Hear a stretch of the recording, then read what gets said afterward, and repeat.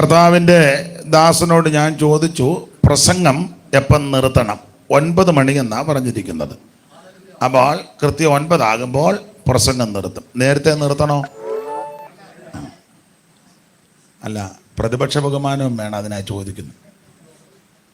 അല്ലേ, നിങ്ങളെ ചെല്ലി ചിന്തിക്കും, അവർക്ക് എൻ്റെ ഇവിടെ അങ്ങ് 9 പോയാൽ മതി, ഞങ്ങൾക്ക് പോയിട്ട് വേറെ കാര്യം ഉണ്ട് എന്നൊരു ചിന്ത വരരുത്.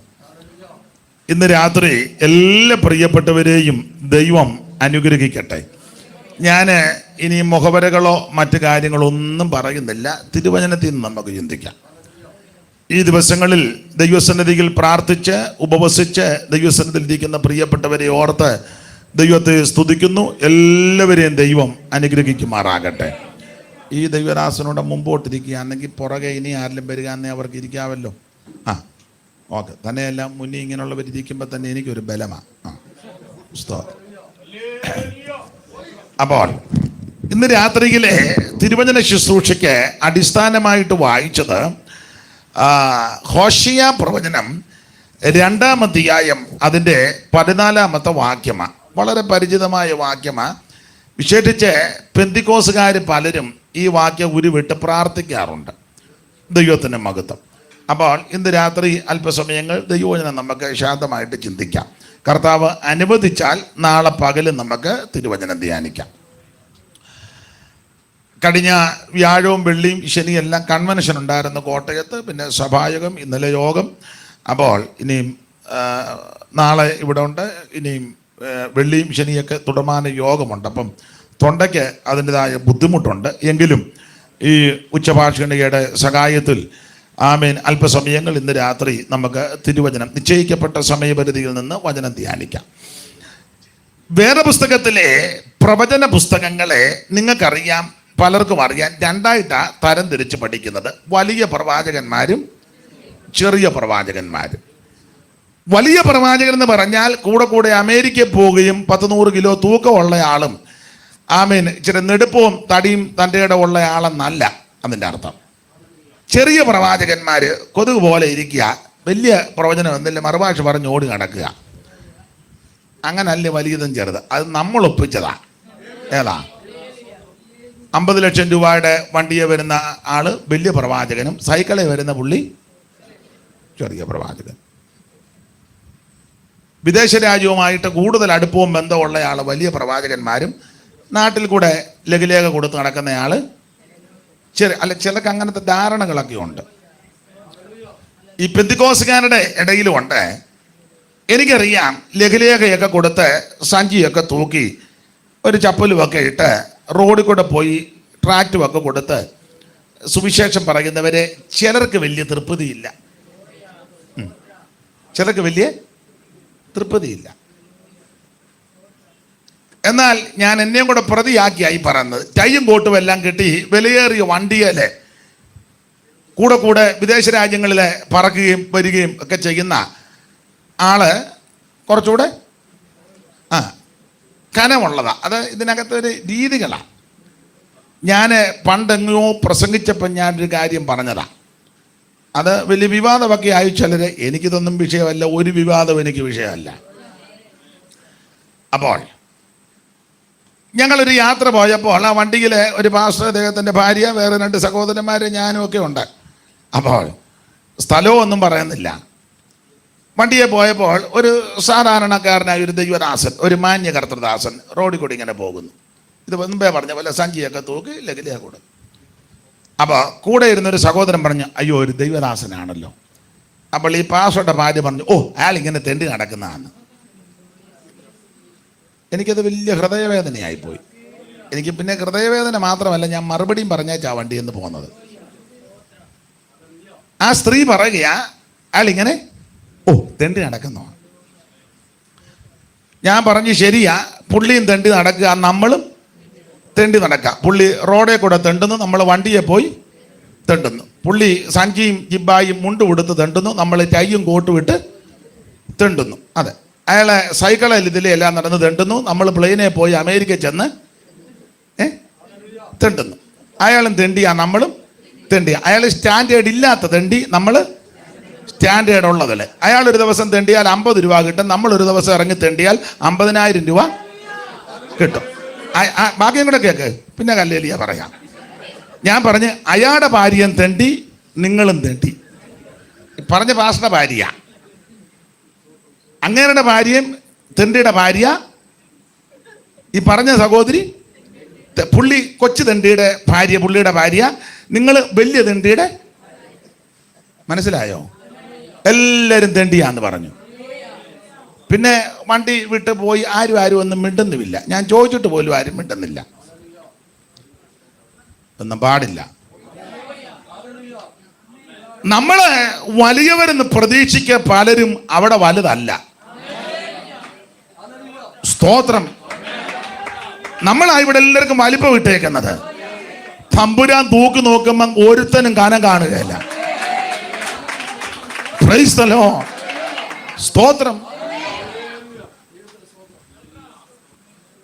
അതുകൊണ്ട് ഈ അങ്ങനെയുള്ള സംസാരങ്ങളൊന്നും ദൈവമക്കൾക്ക് പാടില്ല. സ്തോത്രം. മറ്റുള്ളവരെ ബഹുമാനിക്കുക, മറ്റുള്ളവരെ നമ്മളെക്കാൾ ശ്രേഷ്ഠരെന്ന് എണ്ണുക. സ്തോത്രം. അങ്ങനെയുള്ളവരെ ദൈവം ആദരിക്കും. അതിന് ഈ പ്രാർത്ഥന പിന്നെ ഇവിടെ ആയിത്തീരട്ടെന്ന് ഞാൻ ഓർപ്പിക്കുന്നു.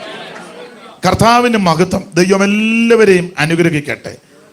കുപ്പയിൽ നിന്നും ഉയർത്തി നീ ശ്രേഷ്ഠരാം നരർ, കുപ്പയിൽ നിന്നും ഉയർത്തി നീ ശ്രേഷ്ഠരാം നരർ, ഒപ്പമിരുത്തിയതെന്നയർ അത്ഭുതം വരാ, ഒപ്പമിരുത്തിയതെന്നയർ അത്ഭുതം വരാ, മനുവേണ്ട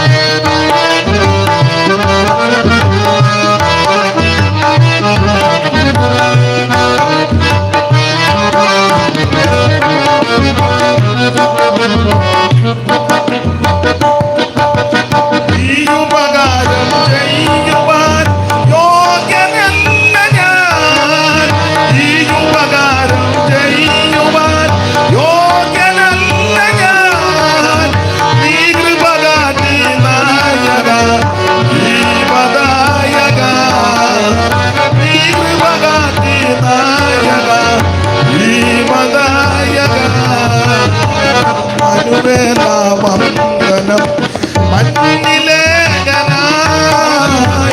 മനുജാതിക്കായി വന്നതാ ഉന്നതാധിപാ, മനുവേണ്ട വന്ദനം.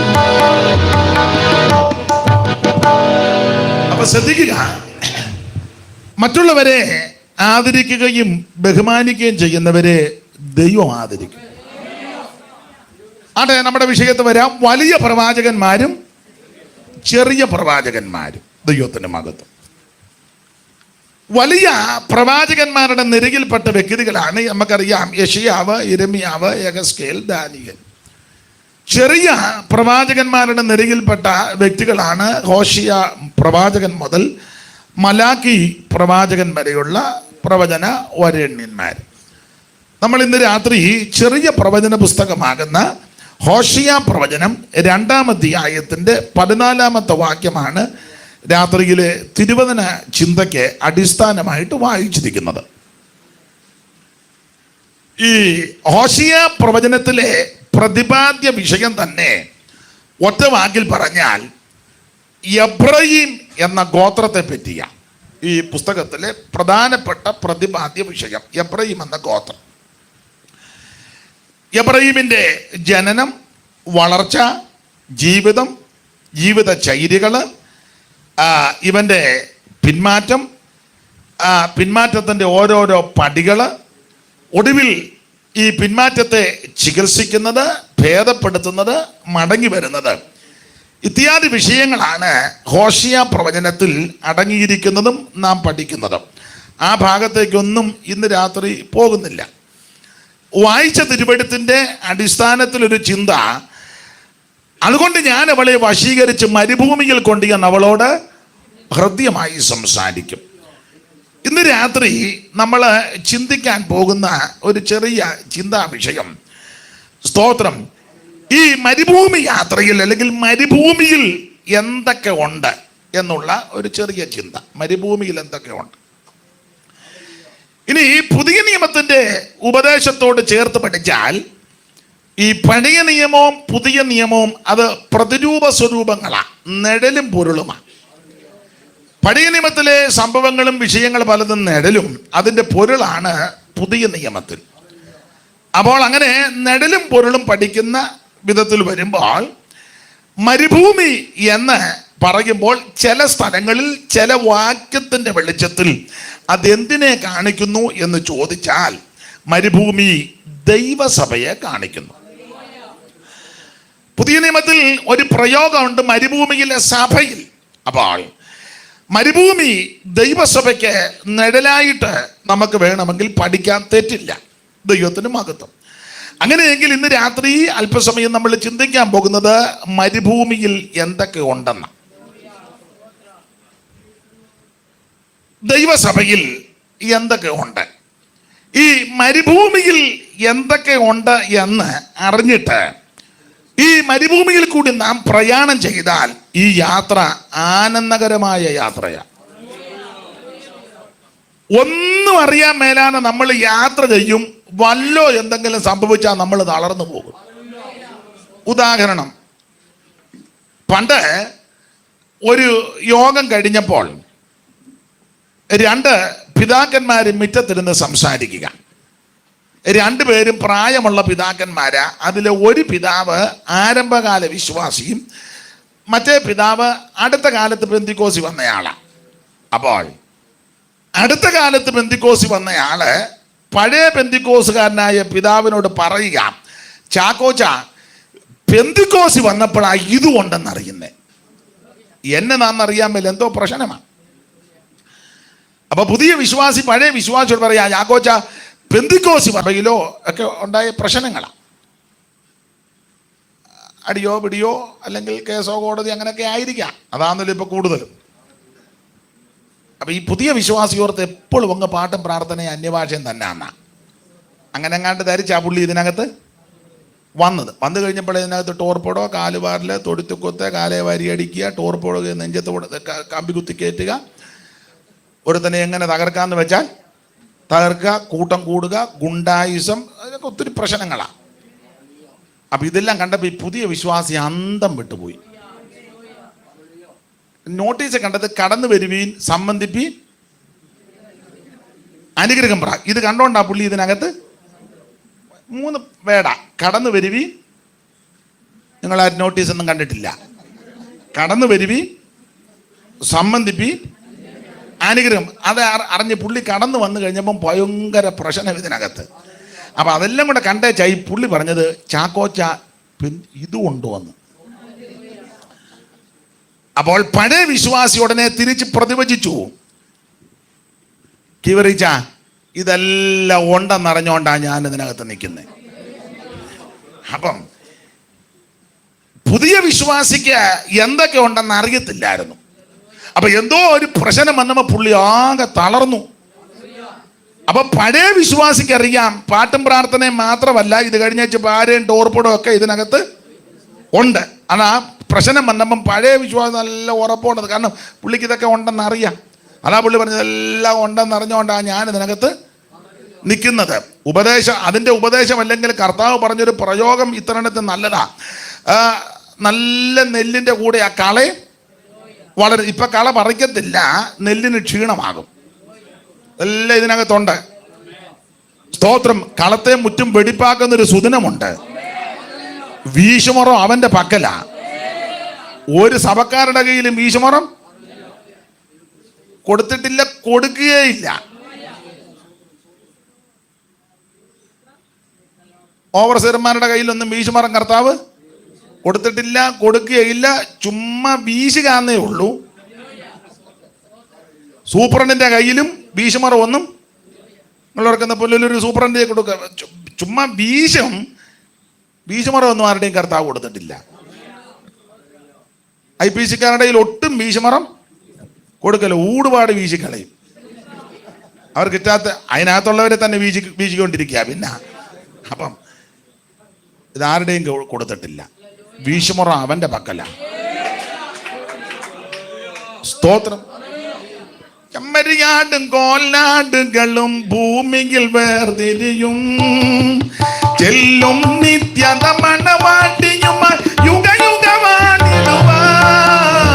ചെമ്മരിയാടും കോലാടുകളും ഭൂമിയിൽ വേർതിരിയും, ചെല്ലും നിത്യത മണവാട്ടിയുമായി യുഗയുഗവാണിടുവാ. പുതുയുഗ പുലരിയിൽ പുതുകാലത്ത് ഈരടികൾക്കാരായി, പുതുയുഗ പുലരിയിൽ പുതുകാലത്ത്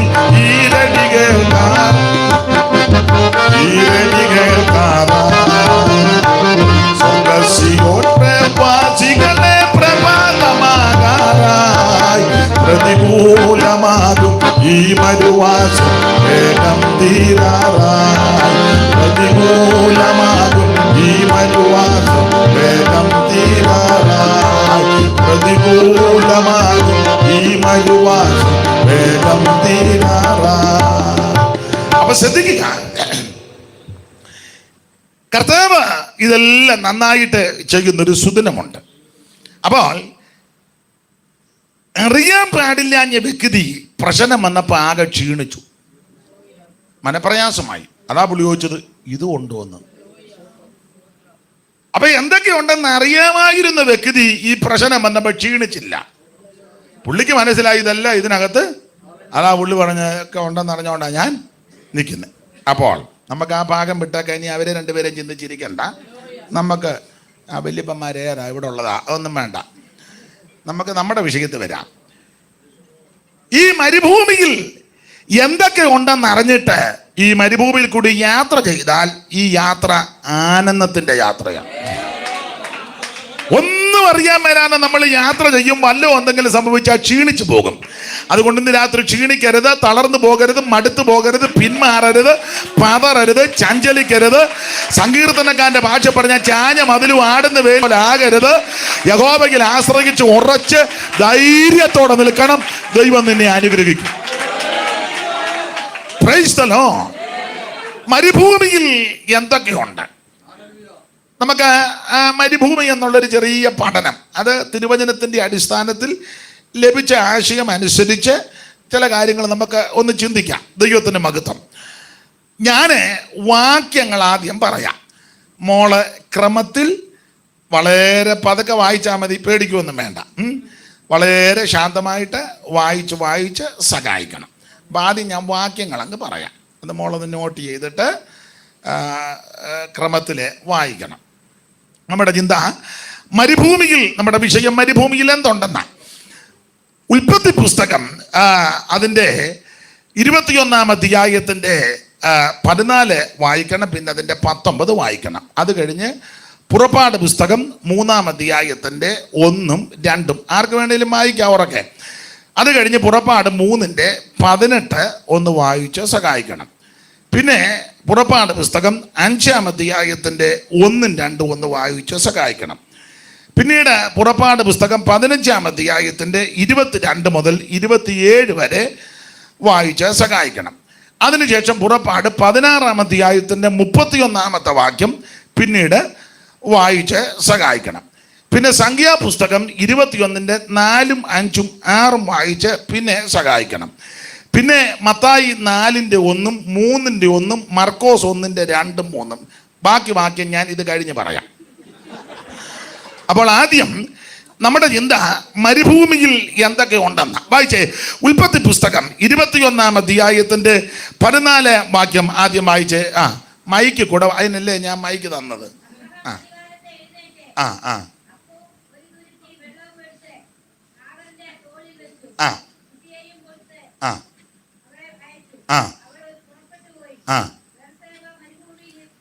ആ അവൾ പുറപ്പെട്ടു പോയി ബേർശേബ മരുഭൂമിയിൽ ഉഴന്നു നടന്നു. ഇനി മോള് മൈക്ക് കൊണ്ടൊന്ന് വായിച്ചേ. അമ്മാമയെ ദൈവം അനുഗ്രഹിക്കട്ടെ. ചടയെന്ന് വായിച്ചല്ലോ, ദൈവം അനുഗ്രഹിക്കട്ടെ. മോള് വായിച്ചേ. അബ്രഹാം അതികാലത്തെ എഴുന്നേറ്റ് അപ്പവും ഒരു തുരുത്തി വെള്ളവും എടുത്ത് ആഹാരന്റെ തോളിൽ വെച്ചു. കുട്ടിയെ എടുത്ത് അവളെ അയച്ചു. അവൾ പുറപ്പെട്ടു പോയി ബേർശേബ മരുഭൂമിയിൽ ഉഴന്നു നടന്നു. ഇതിന്റെ പശ്ചാത്തല ഭാഗം നിങ്ങൾക്കറിയാം. ഞാൻ ശിവപാസോട് പറഞ്ഞിട്ട് ഈ പാട്ട് പാടുമ്പോൾ അദ്ദേഹമായി എടുത്ത് പാടുന്നത്. അപ്പം ഇത് ഇങ്ങനെ എടുക്കുന്നയാൾ ഇന്ന് വന്നില്ല.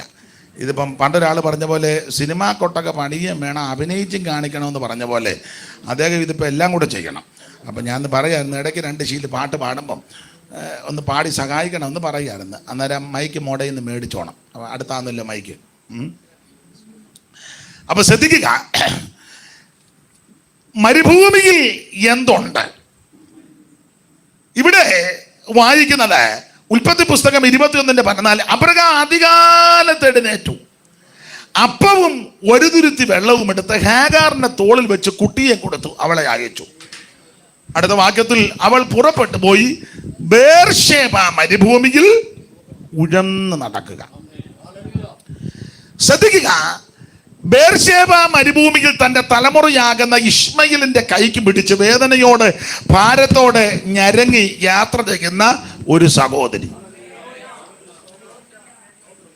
ഈ സാഹചര്യം പഠിച്ചാൽ, സന്ദർഭമൊക്കെ നോക്കിയാൽ ഈ ഹാഗാർ ഇങ്ങനെ അലഞ്ഞ് ഉഴന്ന് നടക്കേണ്ടവളല്ല.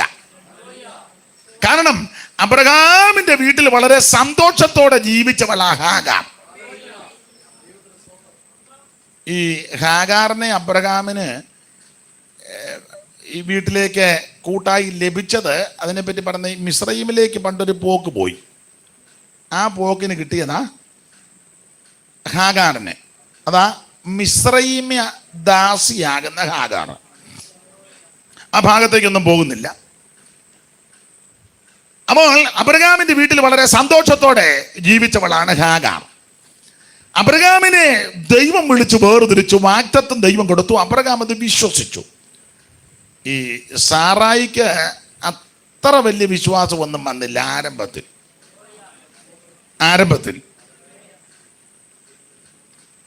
അതുകൊണ്ട് ഓടിച്ചു പറയാം, അബ്രഹാം ഇത് ആഴമായി വിശ്വസിച്ചു. സാറയ്ക്ക് വലിയ വിശ്വാസമൊന്നും വന്നില്ല. ഈ നമ്മുടെ കൂടെ സഭയിൽ വരുന്ന എല്ലാവർക്കും ഒന്നും വിശ്വാസമൊന്നുമില്ല.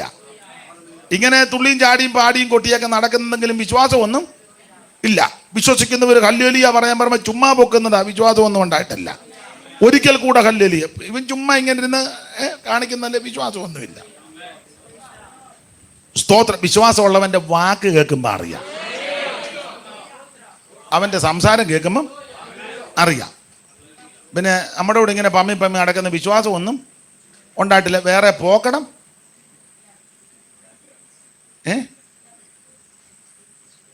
പള്ളിയിലോട്ട് ചെല്ലാനൊക്കത്തില്ല. അവിടെ കുരിശുന്നത്തേക്ക് കല്ലെറിഞ്ഞേച്ചാ ഇങ്ങോട്ട് വന്നേ, ഉണർവ് കയറി. അവർ നോക്കിയിരിക്കുക അല്ലേ. അച്ഛനെ ലോകായി പിടിച്ചു വലിച്ചു, തനിക്ക് പ്രമാണം അറിയാവോന്ന്.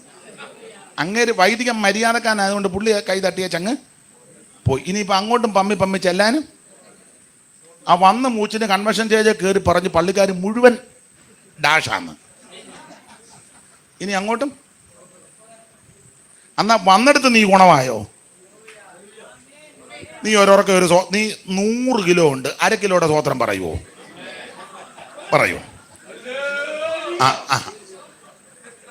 അല്ല, ചിലരുടെ കാര്യമാണ്. നീ 7 പൊറോട്ടയോ അതിനിടത്ത് ചിക്കനും കഴിക്കും, നീ 1 കിലോയുടെ സ്വോത്രം പറയുമോ?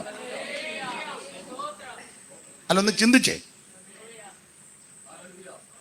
2-3 പ്രാവശ്യം ആഹാരം അത് വേണ്ടെന്നല്ല, ആവശ്യത്തിന് കഴിച്ചു പോകണം.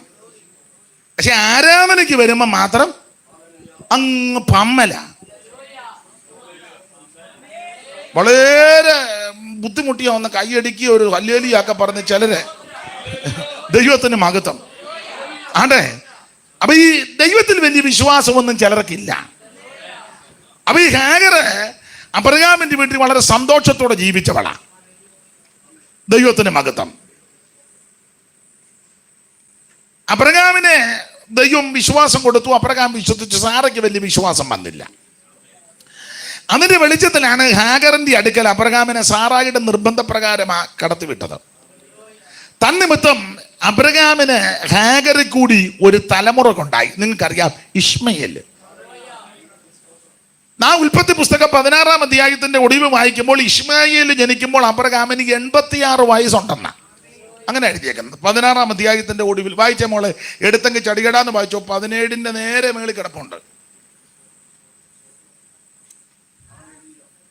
വായിച്ചോ വായിച്ചോ, ആര് വേണേലും വായിച്ചോ.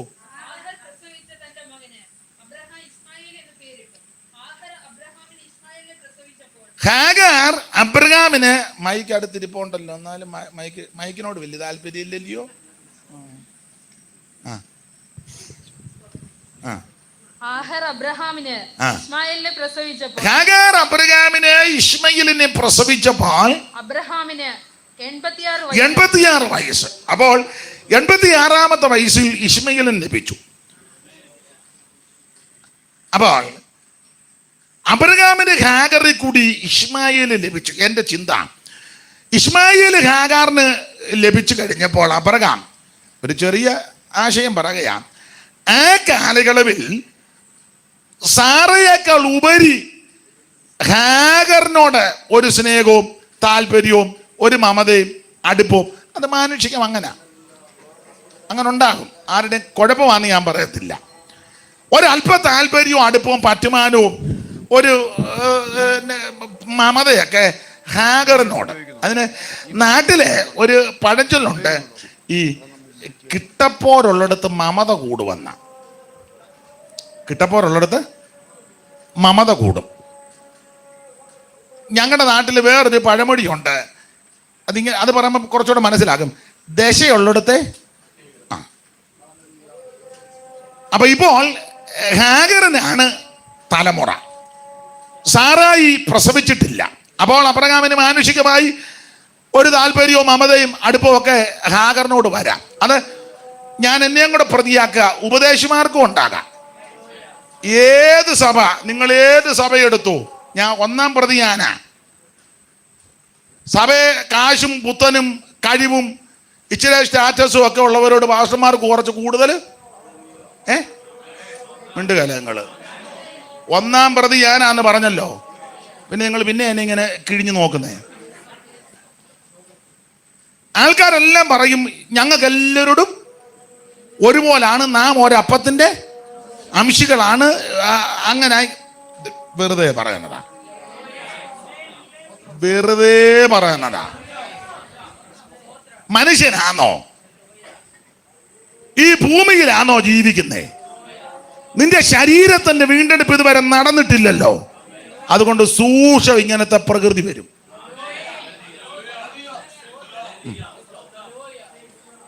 ഒറ്റ കുഞ്ഞുങ്ങൾ കാണുകയില്ല. ഇനിയും പത്രോച്ചം പണങ്ങലെന്നറിയാം. 21 40 ഞാനിരുന്നാൽ ഇത് വിട്ടുപോകാൻ വലിയ ബുദ്ധിമുട്ടാണ്. പിന്നെ ചിലർക്ക് അതിൻ്റെ അളവ് അല്പം കുറെ. ഞങ്ങളിപ്പം വണ്ടിയെ വന്നപ്പോൾ ഒരു വിഷയം സംസാരിച്ചപ്പോൾ ജെയ്സൺ പറഞ്ഞു അളവ് കുറയുമെന്ന്. അതാ അതിൻ്റെ പരമാർത്ഥം. അല്ല, പറഞ്ഞെടുത്തു അളവ് കുറവേ ഉള്ളൂ, കാര്യങ്ങളല്ല ഇങ്ങനൊക്കെ തന്നെ. മനുഷ്യനല്ലേ? ഇപ്പം സഭയുടെ പാസ്റ്റർ എന്ന് പറഞ്ഞാൽ ഗബ്രിയേൽ ഒന്നും അല്ലല്ലോ, അല്ല, മനുഷ്യനല്ലേ? സ്തോത്രം. നമ്മളെല്ലാവരും പറയുമല്ലോ നമുക്ക് അങ്ങനെ വേറുകൃത്യം ഒന്നുമില്ല. അതെല്ലാം ഉണ്ട്. ആർക്കാ ഇല്ലാത്ത? ഭക്ഷണം കൊടുക്കുന്നതിൽ വേറുകൃത്യമില്ലേ? ഇല്ലേ? ഉണ്ട്. ഇരുത്തുന്നതിൽ വേറുകൃത്യമില്ലേ? ഇല്ലേ? നിങ്ങൾ കള്ളമൊന്നും പറഞ്ഞ് രക്ഷപ്പെടാനൊന്നും നോക്കണ്ട. ഉള്ളത് പോലെ പറഞ്ഞു ചോദിച്ചാൽ നമുക്കെല്ലാം മര്യാദയ്ക്ക് വിരിഞ്ഞു പോകണം. കാര്യം പറഞ്ഞ ഇല്ലേ? എല്ലാവർക്കും ഉണ്ട്. നമ്മുടെ മക്കളെയും അപ്പുറത്തെ മക്കളെയും ഒരുപോലാണോ കരുതുന്നേ? അല്ലല്ല, ഒക്കത്തില്ലല്ലോ അങ്ങനെ. പിന്നെ അതാ അളവിനൽപ്പം.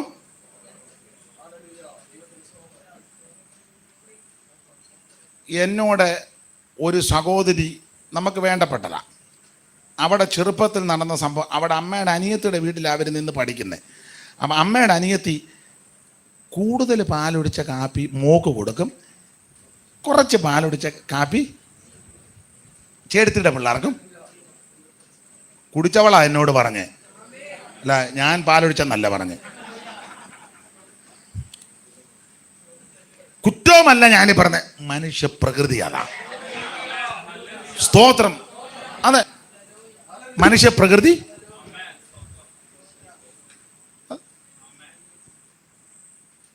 അത് നീ വെള്ളം കുടിക്കാതെ ഉപയോഗിച്ചാൽ ഇതൊന്നും മാറുമെന്ന് എനിക്ക് കുറ്റമല്ലി പറഞ്ഞത്. നമ്മുടെ വീണ്ടെടുപ്പ് ഇതുവരെ നടന്നിട്ടില്ല. ശരീരത്തിന്റെ ഇത് മൺമയമാണ്.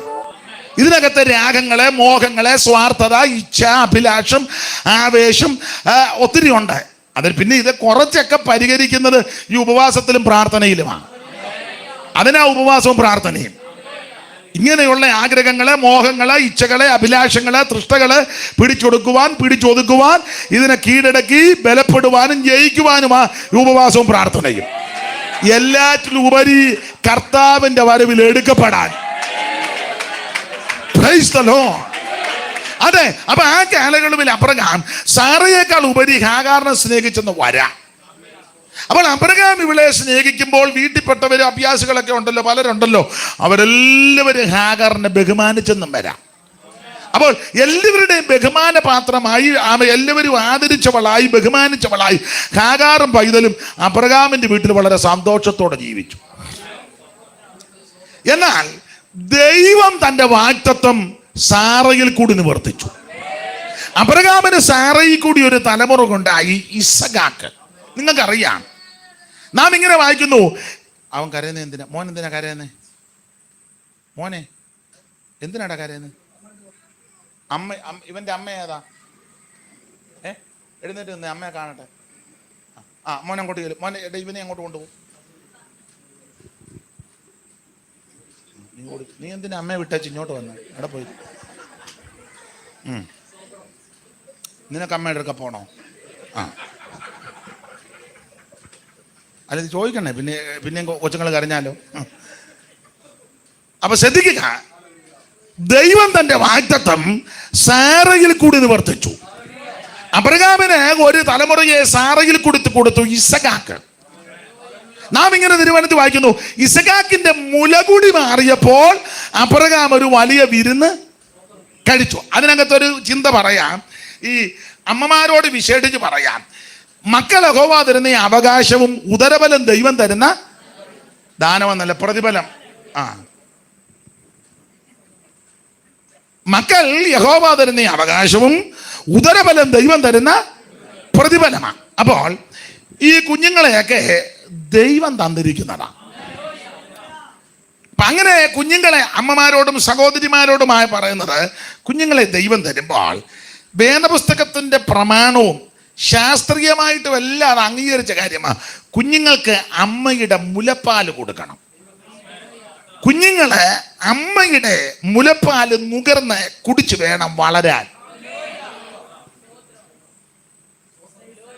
സ്തോത്രം.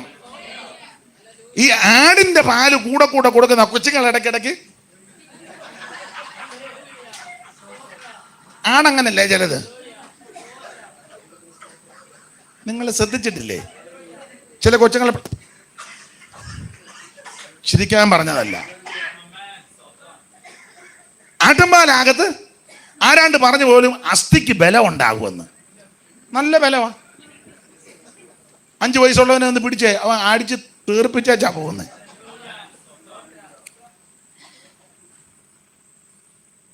കുഞ്ഞുങ്ങൾക്ക് അമ്മയുടെ മുലപ്പാല് കൊടുത്ത് കുഞ്ഞുങ്ങളെ വളർത്തണം. കുറ്റമല്ലി പറയുന്നത്, അമ്മയുടെ കൈത്തണ്ടി കിടന്ന് അമ്മിഞ്ഞ പാല് നുകർന്ന് കുടിച്ച്, അമ്മമാരാന്നല്ലോ നിങ്ങള്, അമ്മയുടെ കൈ കിടന്ന് കുഞ്ഞ് അമ്മയുടെ മുലപ്പാല് കുടിച്ച് വലിച്ചു കുടിച്ചേച്ച് ഇടയ്ക്കിങ്ങനെ അമ്മയെ നോക്കുമ്പോ അമ്മയാ പറഞ്ഞു കൊടുക്കുന്നത് അമ്മ അല്ലേ, അച്ഛൻ. ഇപ്പൊ പിന്നെ അങ്ങനെ ഡാഡി. അവന് 5 വയസ്സ് കഴിയുമ്പം താടി. കാരണം അവനെ പറഞ്ഞത് ഡാഡ. അന്നേരം അവൻ 7 വയസ്സാകുമ്പോൾ വാടാന്ന് പറയും. അപ്പനെ വിളിക്കുക.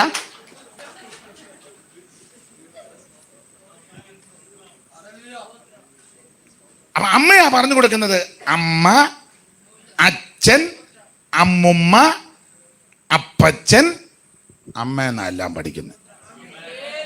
അത് ഈ രീതിയിൽ പോയെങ്കിലേ അതെല്ലാം കിട്ടുകയുള്ളൂ. ഇന്ന് അങ്ങനെ അല്ലല്ലോ. ചിലടത്തെ കൊച്ചമ്മേ മോള് പ്രഗ്നൻ്റ് ആയിരുന്നു, എങ്ങനെ ആയി കാര്യം? അയ്യോ ഡെലിവറി കഴിഞ്ഞു. എന്ന്? മിനിഞ്ഞാന്ന്. കുഞ്ഞും മോളും സുഖമായിട്ടില്ല. ഇല്ല, അവള് ഡെലിവറി കഴിഞ്ഞ് അതിലേക്കൂടെ ഇറങ്ങി കുവൈറ്റിൽ പോയി.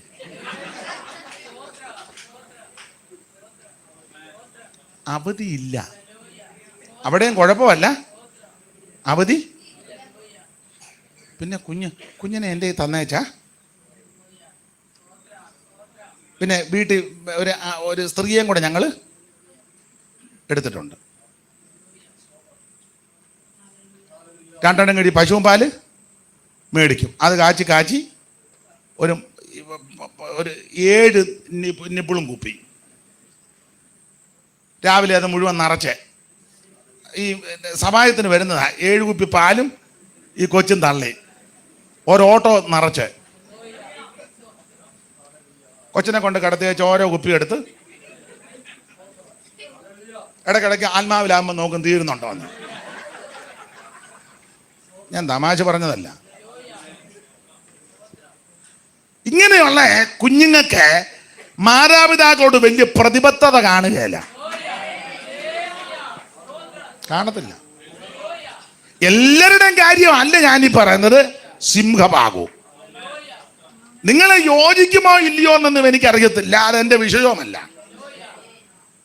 എൻ്റെ അനുഭവത്തിൽ നിന്നും ചില പഠനത്തിൽ നിന്നും, എനിക്ക് വലിയ ശാസ്ത്രീയ പഠിത്തമൊന്നും അറിയത്തില്ല, ഞാൻ ആതുര രംഗത്തൊന്നുമല്ല. എന്നാലും അമ്മയുടെ അപ്പൻ്റെയും ചൂട് പറ്റി കിടക്കണം കൊച്ചുങ്ങൾ കുഞ്ഞുനാളിൽ. വേണ്ടേ? വിശേഷിച്ച് അമ്മയുടെ ചൂട് പറ്റി കിടക്കണം. ഇപ്പൊ പുതിയ കണ്ടുപിടുത്തവും പുതിയ പരിഷ്കാരികളെല്ലാം കൂടെ വന്ന് ചില രാജ്യങ്ങളിലൊക്കെ കൊച്ചിനെ വേറെ മുറി, ഊപ്പക്കൊച്ചിനെ ഇടയ്ക്കിടയ്ക്ക് പോയി നോക്കിയാണെങ്കിൽ അതിന് കുഴപ്പം കൂടെ പറയാം. തന്തയും തള്ളയും പ്രായമ്പോൾ അവനും വന്ന് ഇതുപോലെ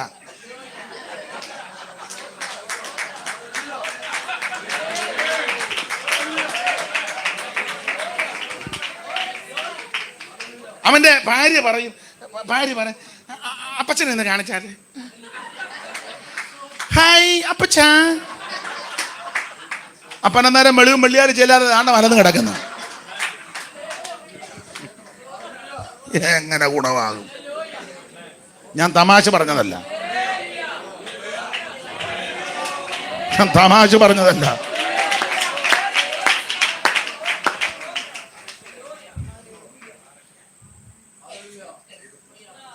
നീ കൊച്ചിനെ അവിടെ ഇട്ടേച്ച് നോക്കി. ഇത് തന്നെ അവൻ നിനക്ക് പ്രായമാകുമ്പോഴും. ഇനി മറുവശമുണ്ട്. ഇടയ്ക്ക് മാതാപിതാക്കള് കുഞ്ഞിലെ മരിച്ചു പോയ കുഞ്ഞുങ്ങളുണ്ട്. അപ്പനും അമ്മയും പിള്ളേരുടെ കൊച്ചിലെ അപ്പനും അമ്മയും കടന്നുപോയി. അമ്മ പ്രസവത്തോടു കൂടി അങ്ങനെയുള്ളവരുണ്ട്. അവർക്ക് ചിലപ്പം ഇത് കേൾക്കുമ്പം അങ്ങനെയുള്ളവർ നിരാശപ്പെടരുത്. അവരോട് കർത്താവ് പറഞ്ഞു, ഞാൻ അപ്പനും അമ്മയാ. അപ്പനും അമ്മയും വീടും തന്നങ്ങളും വസ്തു സുഖങ്ങളും കർത്താവത്രേ. ഓ അപ്പനും അമ്മയും വീടും തന്നങ്ങളും വസ്തു സുഖങ്ങളും കർത്താവത്രേ.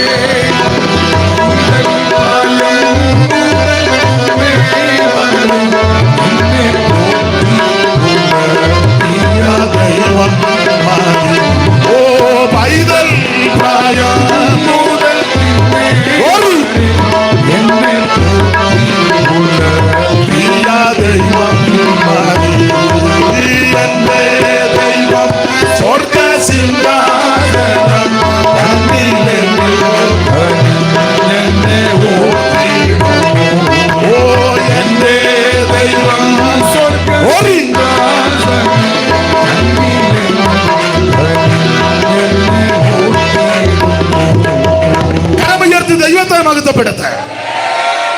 അതുകൊണ്ട് ബഹുമാന്യരായ സഹോദരിമാരോടും അമ്മമാരോടും ഒരു ദൈവദാസൻ എന്ന നിലയിൽ വചനത്തിന്റെ കൂടെ അടിസ്ഥാനത്തിൽ ഓർപ്പിക്കുക, കാശ് അല്പം കുറച്ച് മതി, പ്രൗഢിയും പത്രാസുമൊക്കെ കുറച്ച് മതി, കുഞ്ഞുങ്ങളെ ചേർത്തണച്ച്, അവരെ ചെറുപ്പത്തിലെ ചേർത്തണച്ച്.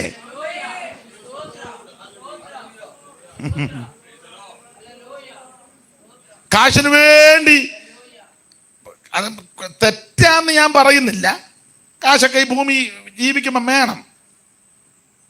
എന്നാലും കുഞ്ഞുങ്ങളല്ലേ വലുത്,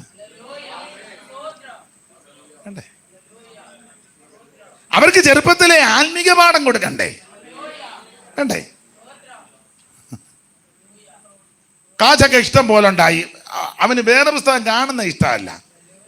കാരണം അവനുമായിട്ടിരുന്ന് വേറെ പുസ്തകം വായിച്ച് പ്രാർത്ഥിക്കാൻ നേരം തള്ളക്ക് എന്നും തള്ള സൂചിയായിട്ട് ഓടി നടക്കുകയല്ലായിരുന്നോ? പിന്നെ കൊച്ചുങ്ങളുടെ സ്തോത്രം ആട്ടെ, ഞാൻ വിവരിക്കുന്നില്ല ആ ഭാഗമൊന്നും.